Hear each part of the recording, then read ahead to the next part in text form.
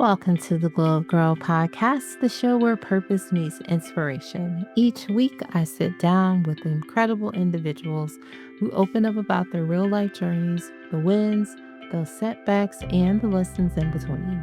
Whether you're navigating career moves, entrepreneurship, or personal growth, you're in the right place. I'm Kyra Mitchell-Woost, your host, and I'm so glad you're here. Let's glow up together. All right, happy Thursday, my friends. I hope you all are doing well.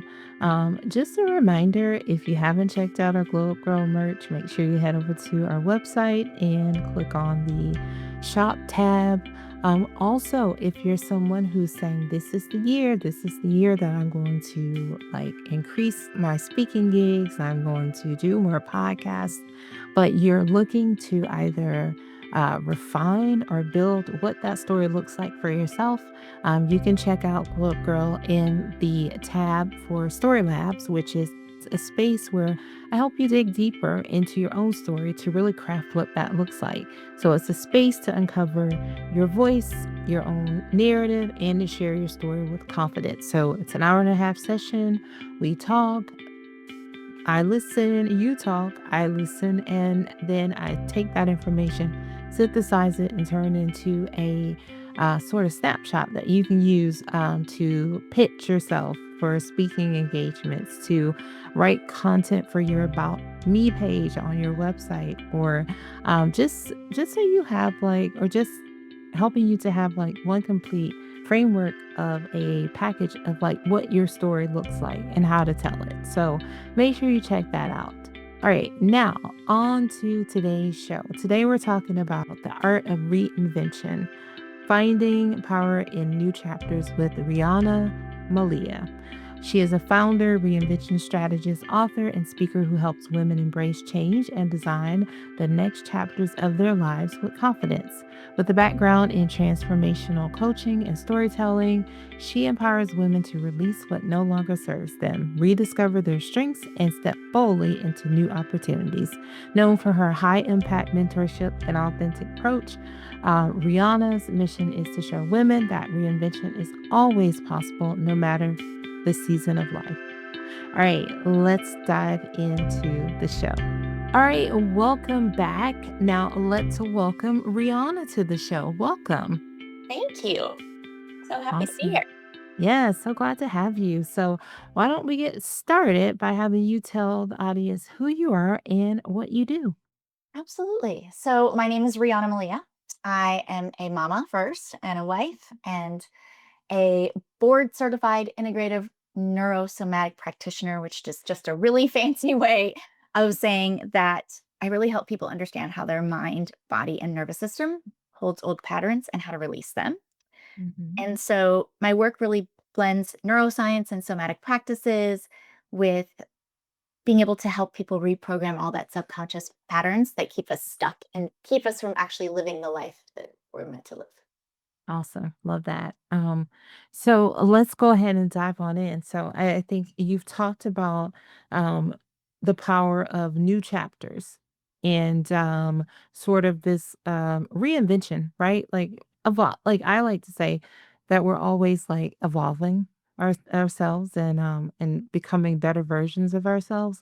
Why do you believe that reinvention it's essential for women today?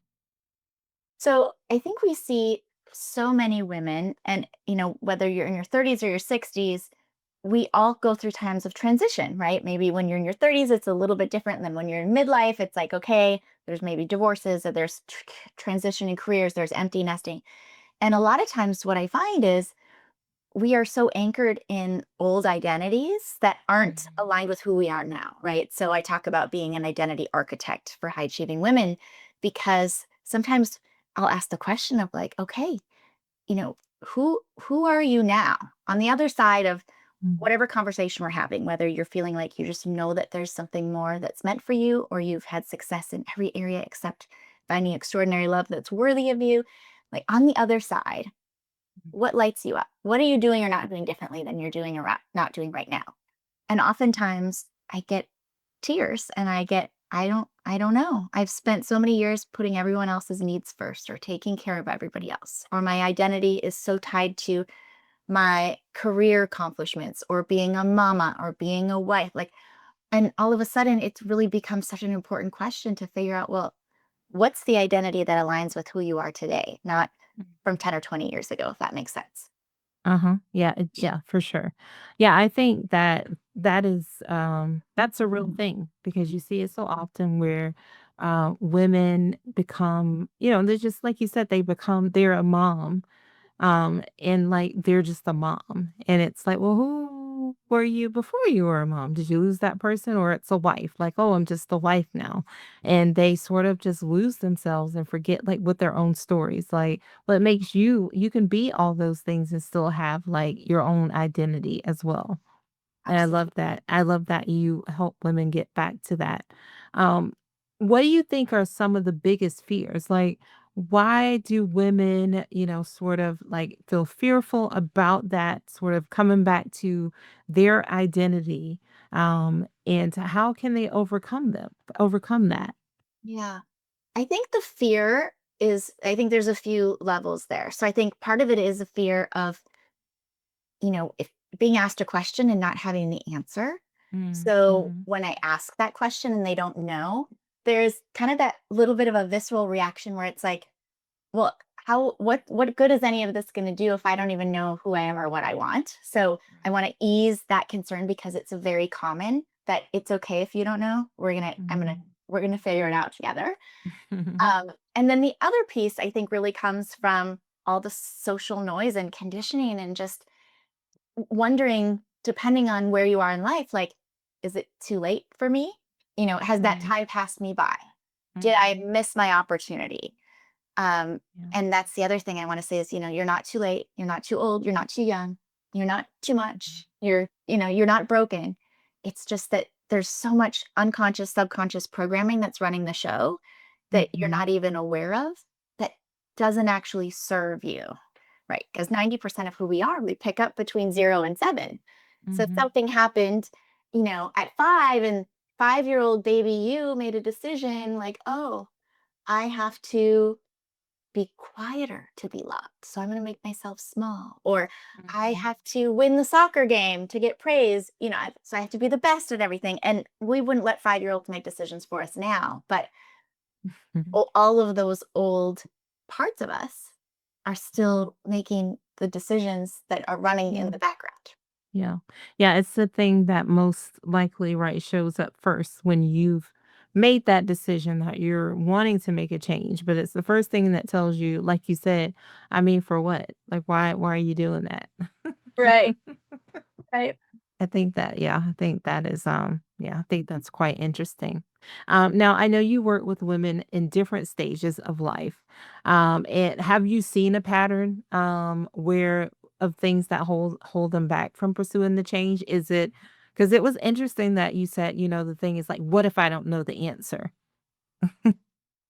So you think, and what's great when people say, well, what, like, on the spectrum of all of this work, what do you do? So if you imagine like a psychiatrist on the far left, medical Mhm. doctor, a life coach on the far right, the work that I do falls right in the middle. And Mhm. believe me when I say I think therapy is great, it's super important. Everybody needs to do that work. But at a certain point, when just stay in the therapeutic loop and you just get Mhm. stuck in the story, that becomes your Mhm. identity. You're so attached to the story and the drama and Mm. telling it. But what you don't realize is that every single time you go back there and you retell it about that person that hurt you or your ex-husband or that boss, and memory is cellular, so it's held in our bodies, right? We think Mhm. about memory being in the circuitry of the brain, which it is, but it's actually cellular. So every time we're going back to that place of back into the story or back into the old pain or the trauma or whatever, you're literally re-traumatizing the neurology in your Mhm. body. Now, I bring that up because I don't know about you, but you know, in my younger years, I remember being 20s and 30s and being, in therapy and having to switch a therapist if somebody moved or retired, and the dread of having to start over and tell your story was almost too much. Like the pain of that almost outweighed the gain of having the support. And so what I like to make sure that everybody understands is that this is not that therapeutic loop. So I want you to just like exhale. We're not going to go talk about the thing that happened that, in your marriage or whatever. We're able to actually clear all of that energetic weight that's stored in the body and all of the Mhm. attachment without going back into the story. Mhm. And so that will ease your fear about the knowing and not knowing how to answer the question, because when we look at like the methodology, Mhm. right? It's clear to create. We have to clear and then we create and we claim. But the thing is, before we can clear anything, we have to get crystal clear. And that's the first thing we do together, because Mhm. so many, and not just women, like people in general, but for sure, high achieving, heart led women, it's like this pattern of almost getting what they want and never Mhm. getting there. Yeah. And again, it's because the clarity at a deep level and the specificity is so important, right? It's like we wouldn't go into a restaurant and the server comes to our table and says, "Hey, what can I bring you?" And we say, "I would like a beverage and a salad and then some kind of protein and some kind of vegetable." Right. Right. Yeah. They bring us an iced tea and a roasted chicken and some white glazed carrots and Caesar salad. And that's precisely what we ordered. We got exactly what we ordered. Mhm. What we wanted was a glass of Chardonnay and a great piece of salmon and some roasted asparagus and an arugula salad with goat cheese and figs, Yeah, right? that's very specific, right? And Yeah. it's very clear and it's very different. Mhm. But when I do this work, so how do we answer that question? How do we help you answer that question?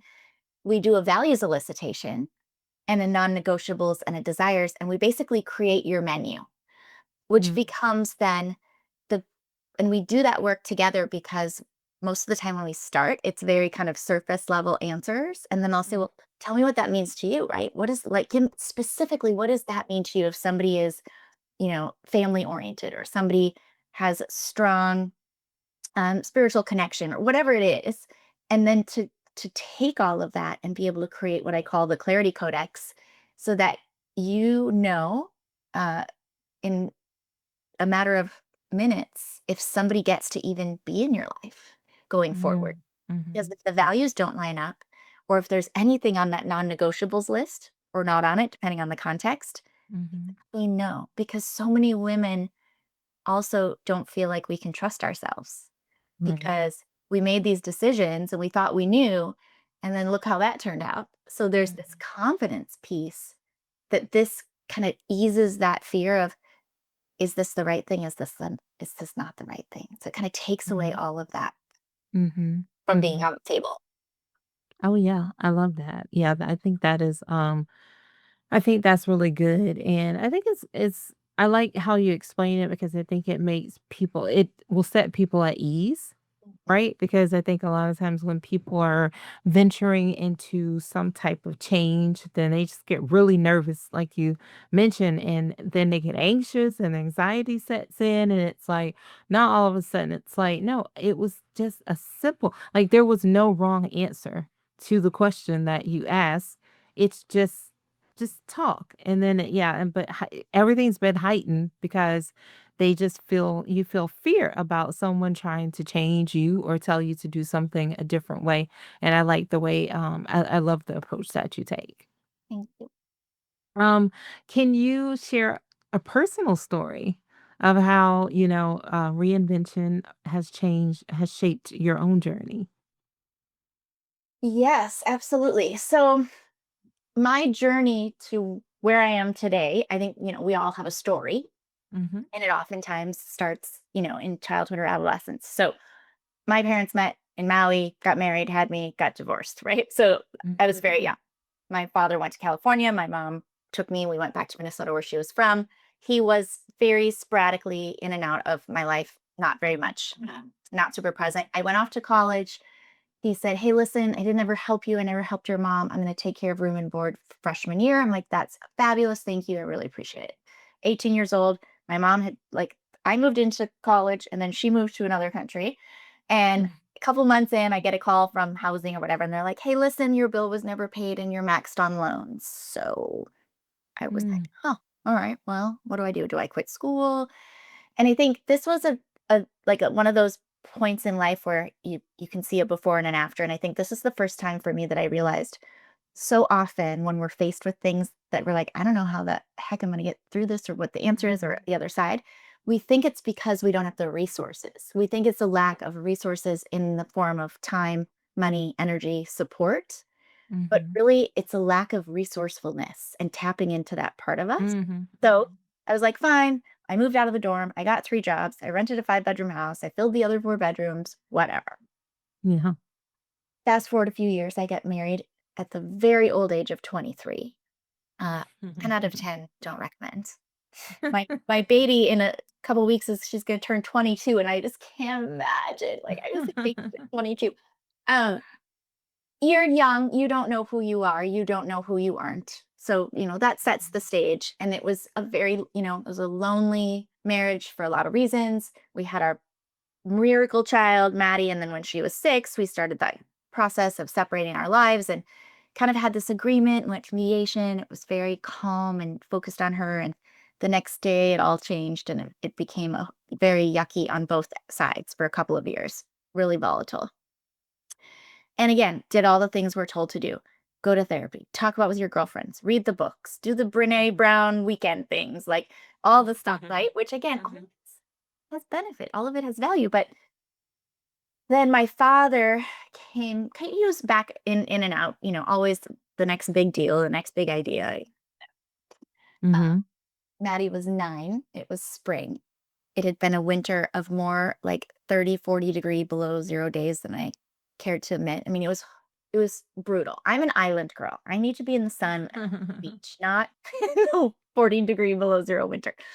So he came and he's like, listen, I think it's a perfect time for you guys to move to California. Come take over this family business. And I said, well, you know, first of all, my mom had just had a surgery and on a disc in her neck, and they nicked a nerve, and she couldn't.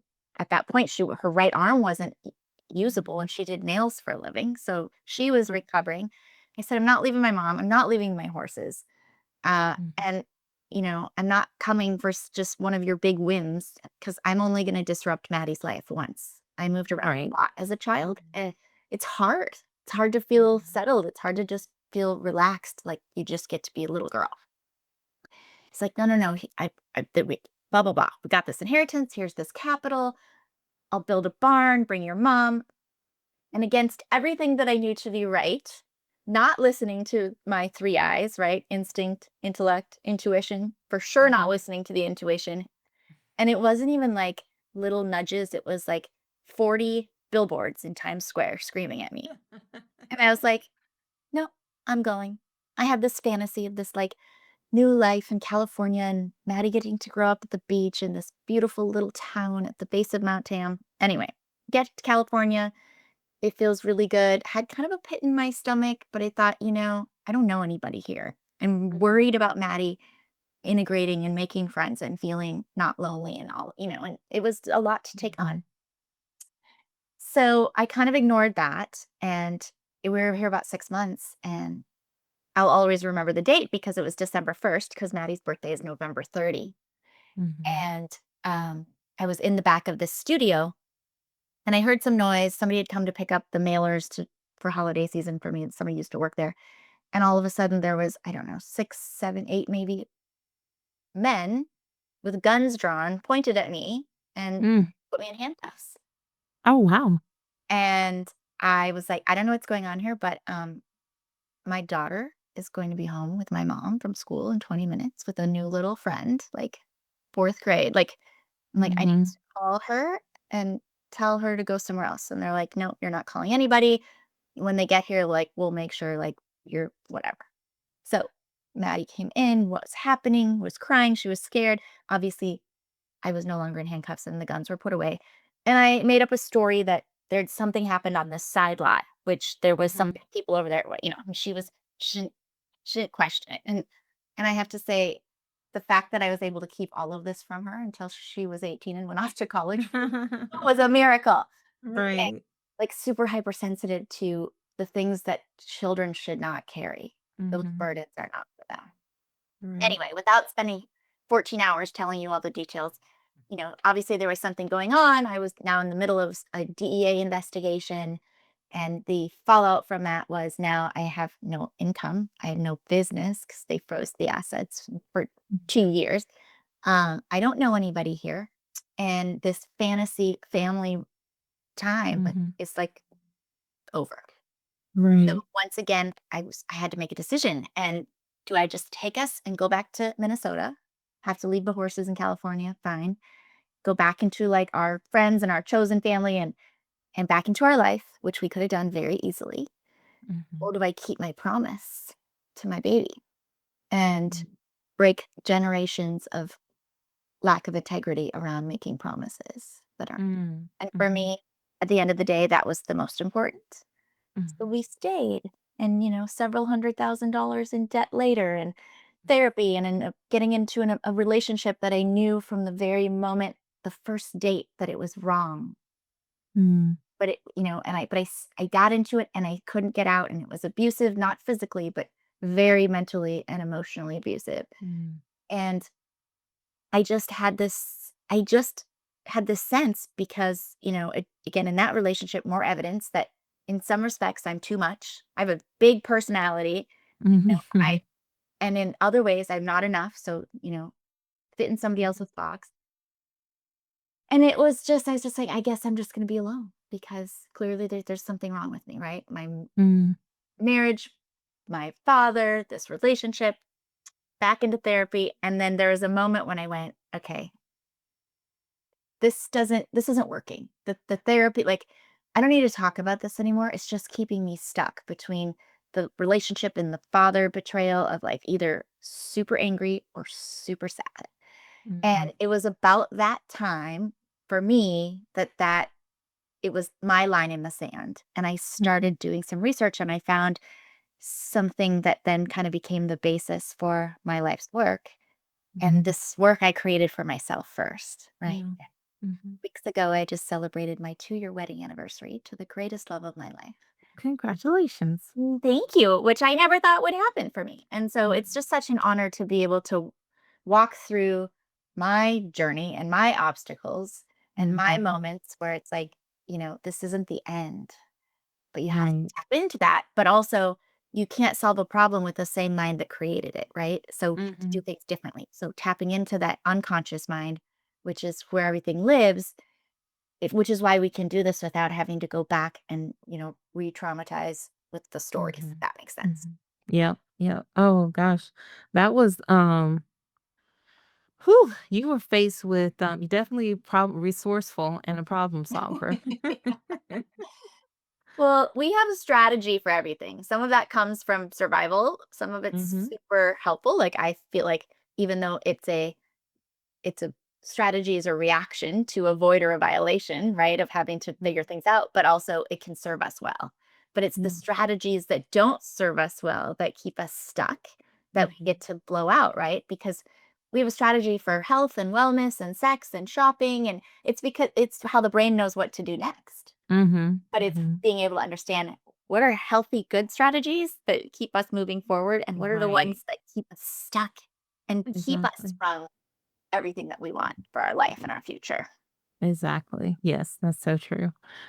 What role do you think mindset and storytelling play in sort of embracing new possibilities? Because I mean, using you as an example, it's like, wow. But what role do you think the mindset plays for women out there who may be wanting to embrace a new possibilities, but are just not sure? Yeah. So it's a great question and it's really important. And I want to be clear that mindset is important, right? But Hmm. all the vision boarding and affirmations and like you can do that all day long. But if you bring in all the old patterns and all the old programming, Hmm. it's just kind of a waste of time. And let me give you some insight that I think will be helpful. Every single day, we think between 65,000 and 85,000 thoughts. Hmm. 90% of those thoughts are recycled. They're the same thoughts that we thought yesterday and the day before and the week before and in the middle of the night when you're running through all the scenarios, right? And the Hmm. problem with that is 75% of those thoughts are negative. Now, here's where I get a ton of pushback because, my clients are emotionally intelligent, smart women. They're like, I am so good on mindset. I've done all the mindset things. Like, I'm rock solid. I am so clear. I don't ever want to be in a position again where I'm in a relationship that, I feel like I just have to take care of them. Or I don't want to be in a relationship again where I can't trust them. And then I turn into this psycho person that's looking into all these things and feeling crazy. And I don't want to be, in this debt anymore. And I don't want to be in this job that I hate. And I don't ever want to be in another relationship where I'm not valued. And I don't. The problem with that is the unconscious mind and the universe, it doesn't hear the qualifiers. So it doesn't hear don't. It just knows what you're focused on, right? Mm, And mhm, that's all you continue to get. And mhm, it's kind of like when we jump in the car and we throw an address in the nav system, or we put it in our Google Maps on our phone, and it's like, here's where we're going. And it's like, great, here's the directions. And we go there. mhm, Every single time we're focusing on something, it's giving the direction. So we're reinforcing or creating new neural pathways around all the things we don't want. That makes sense. And there's mhm, the good news is there's a really phenomenal thing that I can teach you all that I do with my private clients to flip that mhm, switch in over the course of 72 hours. But the other thing I think when we're talking about this that's important, because it might feel a little confusing, is really understanding the distinction between the conscious mind and the unconscious mind. mhm, So if we think about our body, everything from the neck up is our conscious mind. It's everything we know, we know. It's all of our critical faculties, gets us through our day. It's also our goal setter, and we use it all day long, and it's 10%, mhm, which means everything from the neck down. The other 90% is our unconscious mind. So if the conscious is the goal setter, the unconscious is the goal getter. It's the operating system. And it's mhm, actually the literal library of everything we've ever experienced uh, in this lifetime. Everything we felt, said, been said, said to other people, things have been said to us. It's all held at that cellular space in our body. And so all of that to say, when you can flip the focus of what you're focusing on, everything else changes. So if somebody, back to your original question of somebody is wondering, like, you said, what does mindset play into it? A lot, but after you can start with the thoughts, because everything stems from that, right? Everything in the world is energy. Every thought has energy and has beliefs attached to it. But when we think about the fastest way to change things that aren't working in our world in the way in which mhm, they could or should, we have to start there, because thoughts create emotion. Emotion mixes with our physiology and creates our state, which then dictates behavior, which then is like the groundwork for everything else. So it all starts with understanding how powerful it is, the things that you think about, the things you say about yourself or about life. Or, we all know people that are like, there's never a parking spot. Every time I go to get my hair done, it's never right. I mhm, always end up in these positions in my career where the bosses hate me. I always up in these same kinds of relationships. And it's like, yes, yes, and yes. And the more that you continue to focus that and claim that that is what happens to you, that's what will continue to happen to you. My daughter and I we play a game, and there's always a parking spot wherever we go. mhm. Yeah. No, I love that. What do you think, how do you encourage women to view when you talk about reinvention, a lot of times I think people think it's because you failed at something or you need to do something different. How do you encourage women, the women that you work with, to see it as a strength and not as failure? Yeah. Well, again, it's like when we look at what we have to go through, right? So I think this will help. So the methodology is called the clear to create method, right? And then the how is the quantum pattern protocol. But it's important to understand that, my tagline for my whole life has always been your very best life. Whether we've been best friends for decades or we met in the grocery store line yesterday, I want you to live your version of your very best life. And that means something different to every single one of us. Mhm, But you mhm, can't go from these, old pain and story and trauma and failed relationships or failed business or all the stuff that we carry from childhood on to just living your very best life, right? We have to clear before we can create. So we have to clear the story to create the life. Mm. So many Mhm. people say, I want a different story. Then you have to stop telling the old one. Right. And we Yeah. have to clear the cycles to create the confidence, right? When we look at life, just like, we look at everything has the cycles, right? The moon and the ocean and the seasons. And when we look at life, we have cycles and we can see patterns, but we have to clear those cycles so that we don't do them in order to create that confidence. So we talked about like so many women feel a lack of being able to trust our own decision making process after things Mhm. like that. Mhm. And, we have to clear the loss to create the love. So when people bring up like feeling that it's like a failure, I really want to also like always reframe. There's Mhm. it's not about doing more or doing something wrong. It's, you're a smart, intelligent human being. If you could have figured this out already, you would have. So many women, especially high achieving women, because they're used to like Mhm. problem solving and getting Yes. stuff done and having the answers, and it's really frustrating when they're like, what is wrong with me? Why can't I just flip this switch or snap out of it or fix this issue? Mhm. And it's not about doing more. There's nothing more to learn. It's about getting clear on what it is that you want, and then clearing all that dysfunction, doing a full dysfunction detox so that we can actually figure out who you are now, aside from all the story and the noise and the past and the limiting beliefs and all those things that we have. So we actually get to, create a life that aligns with what you want. Right. Yeah. No, I love that. So is that one of if you were talking to someone, someone's listening or watching and they're like, I feel stuck in this story, in the old story. What's the first step that she can take?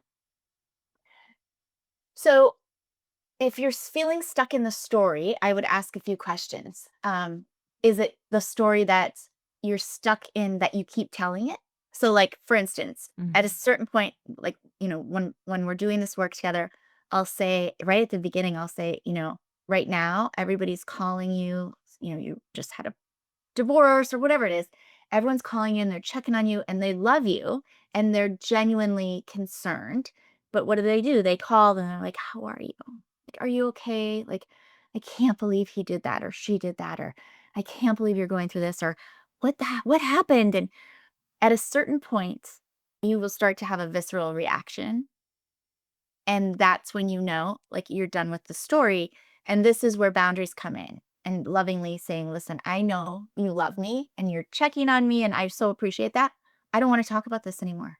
I wanna Mm. I wanna move forward. Like, I wanna focus on what's next. I wanna talk about I'm gonna go learn how to speak Italian, or, I'm gonna plan a Mhm. trip or whatever. Like, I wanna move forward." And every time people bring you back, you will Mhm. stay stuck in the story. It's the one thing that I can guarantee that will absolutely be the thing that keeps you from ever moving forward. Mhm. Sometimes people feel stuck and they're not even sure what it is. So sometimes they're clear, like, I am stuck. I've done the therapy, I've done EMDR, I went to Costa Rica and journaled for 2 weeks. Like, I've done all these things, but I'm still stuck. Like, I don't see a way forward. So sometimes we don't even know what it is. And Right. that's also a sense of stuckness of like, I know there's more meant for me in my life. I have no idea what that is, and I have no idea how to get out of this place. And so, again, the good news is you don't have to know. Like, we can figure that out. Mhm. Awesome. Speaking of working together, can you talk about resources or programs that you've created to support women through this process? Yeah. So the work that I do is private. So it's not a course, it's not a group coaching program. It's all private one to one because it's very personal. So the Mhm. framework, clearing and then creating and then claiming is the same, but it's really designed for each person. So that piece of it is always slightly different, but obviously the framework stays the same. Um, the intensive, which really takes us through that clearing and creating, is about 8 sessions. So it's very fast. But I Mhm. will say, in all transparency, it never usually happens in 8 sessions. It's usually 9 or 10. And that's Mhm. because I will have something planned and you will come to our call, and it's clear to me that you need something different. And so we're going to set aside my plan and we're going to Mhm. take care of you, right? So it's not rigid. It's designed to, serve you at the highest level. And then there's the mastery program, which women, a lot of my entrepreneurial women want to like really step into that claim phase where you're owning and integrating and embodying and really leading and loving and living from this new frequency. And so Mhm. that after the intensive is over, we spend the remainder of whatever's left of 12 months. So it's probably 9 or 10 months, co-creating every area of your life together in real time. Mm. But I have developed something that's super insightful that I would love to give everyone as a gift. Oh, And cool. it's called the Ellie, which it's a diagnostic assessment. It stands for the Extraordinary Love Index, and it answers the question, Mhm. what's standing between you and extraordinary love or an extraordinary life? And I don't want people to get tripped up and think, oh, well, I have a great relationship. I already have love. But this is Mhm. all love, right? Self-love, love in Right. general. So Mhm. it's 40 questions. So it's not the Disney princess quiz 5-second thing. Like give yourself some space to answer Mhm. thoughtfully. And then I send you a 28-page personalized report looking at Mm. those nine key areas and giving you the Mhm. breakdown of this is, based on your answers and your scores, this is what you might be experiencing or noticing in your life. Here's the cost of staying there. And here's something that you can do right now to start to Mhm. help you to move in that direction. So, everyone in the world should take the Ellie. I promise you, you'll get insight about you that you have never had. Mhm. So, that's available on the website at rianamalia.com or all the socials Instagram, YouTube, Facebook, LinkedIn at Riana Malia. And you can find the Ellie everywhere. Awesome. Awesome. Thank you so much for that. And everyone, make sure you go on over and take the Ellie. I love Like it. the Ellie, I can't wait, and I see all of the data, and it's so fascinating, all of the similarities Mhm. and differences, but, like, you can start to see trends in Right. when people have a certain idea of how they occur in the world or communication or impact or, you know, Mhm. trauma or all of those things, and I do actually review every single one. Awesome. I love that. Mm. Fantastic. Well, we'll make sure we drop the links in the show notes as well. And now we're going to move into three things with Rihanna. I'm going to ask you three questions that just helps our audience get to know you a little bit better. The first one is a two-parter. How do Okay. you start and end the day? Oh, this is a really interesting timing that you're asking me this question because that really changed for me this week. So we're happy to be recording this on a Wednesday. So today is day 3. I had a session with my strategist, my consultant mentor last week, and she said, you know, if you had an ideal day, like what does it look like? What's draining you and what's energizing you? Mm-hmm. And I made a shift in my morning then rather than like getting up and getting ready and coming in the office and jumping in and having this kind of frenetic energy. Mm-hmm. Like Mondays and Fridays will be the same because I have all my team gets together for a meeting. But Tuesday, Wednesday, and Thursday, I'm not touching anything business related until 10 a.m. So Nice. I'm starting my day with CEO time. And Mm-hmm.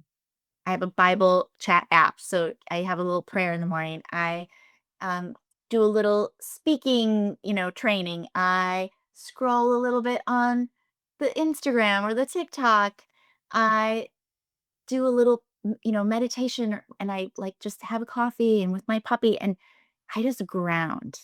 And Mm-hmm. I know it's only been 3 days, but waking up knowing that that's how my day is at start versus the just becoming reactive.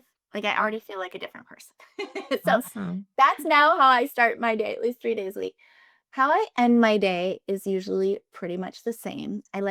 I'm more of like the go to bed early girl. So I'm usually like in my bed 9:30, but I always come upstairs and I wash my face and I do all of my serums and all of my things because I'm getting old.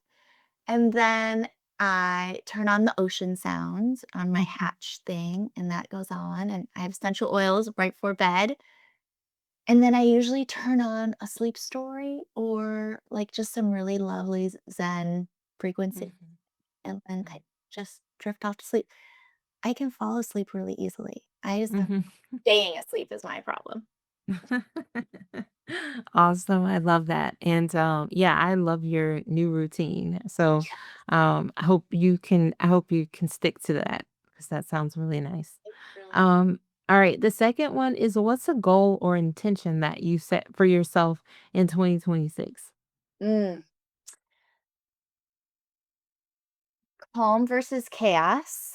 Mhm, Working on the right hard things because I'm not gonna lie, like, I love lists and the dopamine hit that I get from, like, highlighting when done or checking that list, mhm, which also drives sometimes me doing the things that I can quickly check off the list instead of tackling the thing that's the mhm, needle mover. So, we're working on the right hard things, right, and, I would say just being anchored in, what I teach, which is possibility and intention and creating rather than the questioning and slipping back into those moments of like coming from a place of fear or anxiety like you were talking about. So just like really mhm. staying grounded and anchored in that.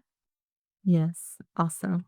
Alright, and the third is where are you currently finding inspiration? Mm. I would have to say there's a lot of inspiration right now for me with the women that I'm surrounded with in my mastermind.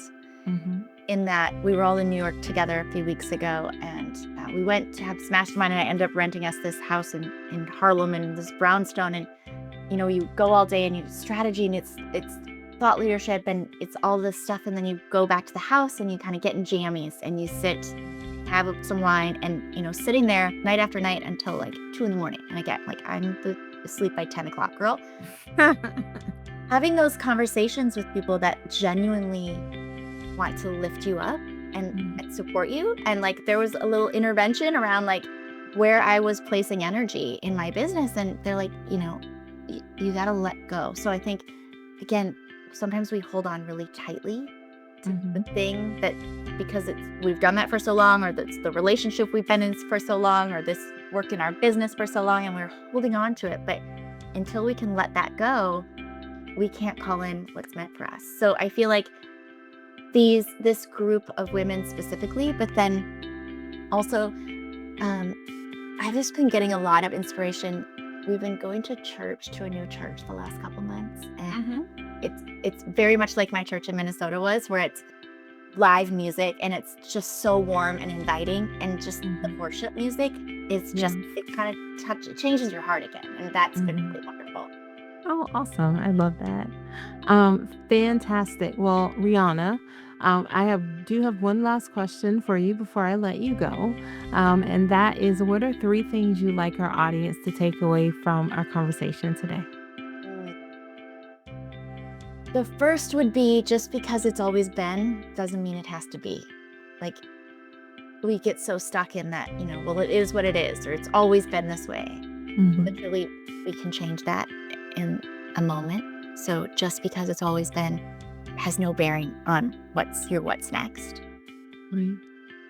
Um, you're not too late, you're not broken, you're not too much. There's nothing more for you to do and there's nothing to fix. Mhm. Um, this next chapter, if you want to call it that, it doesn't have to be hard and it doesn't have to take forever. You can Mhm. actually heal and create and claim the parts of you that are ready to step in and step up without years of talking about it. Awesome. Love those. Thank you so very much. Thank you again for coming and sharing. This has been really amazing. And I think that the community will take a lot from what you've shared here with us. And thank you so much for your transparency about your own journey. Yeah, of course. Thank you for having me. Awesome. Stay tuned, everyone.